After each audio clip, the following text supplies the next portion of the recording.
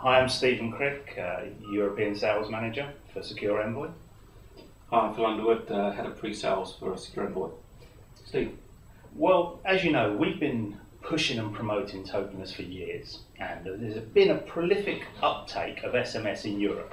We know we're widely accepted, and some other areas have been a bit slow on the uptake. For instance, the US has been a bit slow on the way that they've accepted SMS, but with 4G and LTE now taking its toll, making its gains in the US market, we see them taking the lead on us.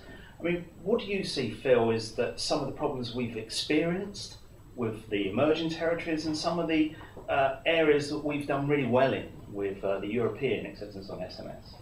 There's a number of different points you really want to cover off, and just have to take each one in turn. Now, with SMS, great technology is a store and forward technology. Markets like Scandinavia have very feature-rich networks. They have very low population, so deliverability is good. Time to deliver is very good.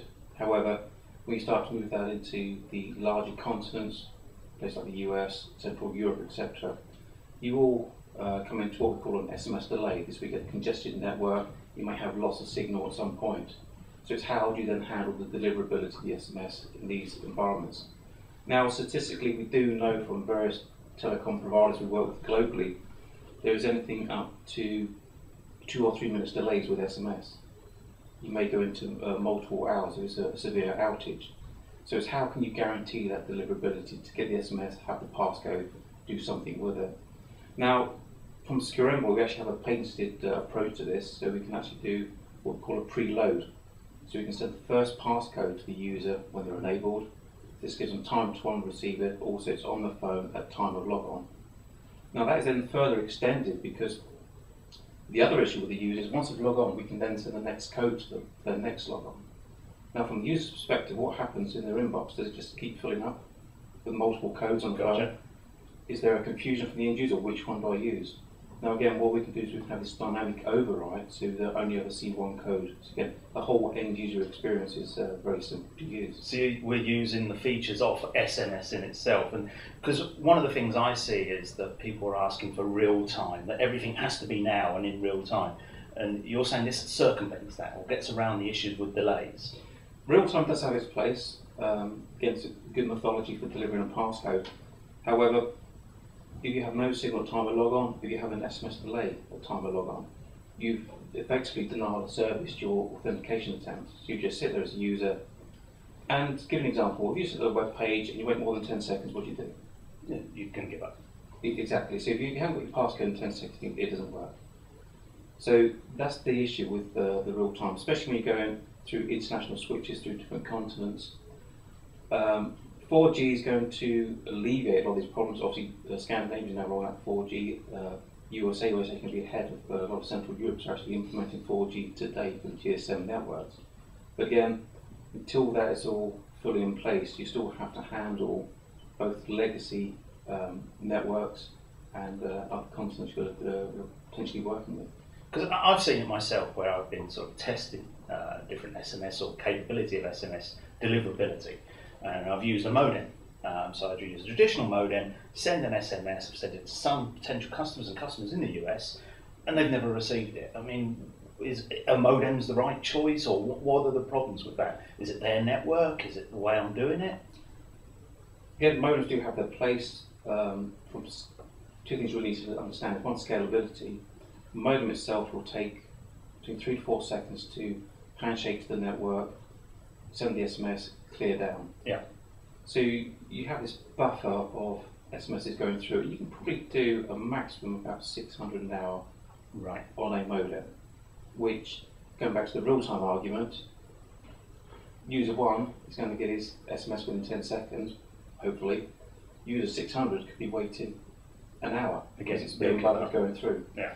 So from that point, it don't really scale. So you need to have other ways of actually supporting sending of SMS. So again, the ideal way is how we do it is we have supporting modems for the lower throughput companies, right the way through up to web gateways, then moving on to SMPP protocols, so you can actually sort of be clearing down 10,000 SMSs per minute, so you can have some very good throughput figures.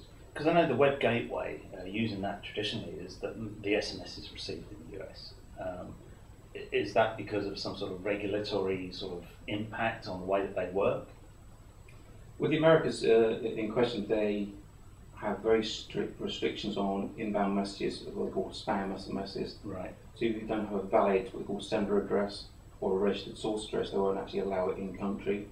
So again, if you're using things like modems, etc., if you have a different source address, again, the message will be dropped.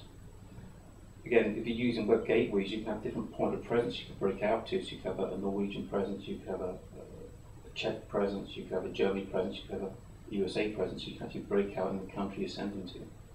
And the 4G LTE deployment in the US should allow me as well to get across the territories around the US, because I know that's also been a problem that people have seen or when they've tried SMS between different counties. Yeah, I mean, America, because of the number of states we're dealing with, actually will take each state as it's almost like its own telco or country provider. So the problem I had is, say I'm sent from AT&T on the west coast and I need to get something to the east coast. You may not have a fully meshed topology of AT&T all the way through, so you maybe go through people like Bell, Verizon, various other providers. And the intermediaries, they sit there thinking, okay, I'm taking this SMS and I'm passing it on to another network. They go, well, hold a minute, I'm making no money out of this, why should I do it? Gotcha. And again, so when it comes through, and it's not for their network, they can go, oh, I'm going to drop it, I'm making no money out of it. And this is where the whole 4G consortium will actually help, because they'll then have better rules within their own country to actually cross-charge, reverse bill, etc. And then you have the guaranteed deliverability. So we've got it. So with the 4G LTE, the US now should have the capability for great coverage. On top of that, we've got the smartphone and the tablet uptake, so we've got the soft token side of it. We have in Europe the mass deployment of SMS and the uptake of smartphone tablet technology. So both with our SMS capability, the preload capability, and our soft token capability, we've got it covered. Very much so. Just to reiterate again, I mean, the preload is a very important one, because not a lot of companies actually doing this with SMS. Smartphones are great if you have the smartphone in place. However, not all end users will be adopting that technology, so you have to have the SMS vehicle as the #1 provision. Yeah. And once you've got that, it's like, how do you then handle any of the delays? And again, SecurEnvoy, we have this patented approach to overcome any signal delays, loss of signal, etc. Excellent. That's good news.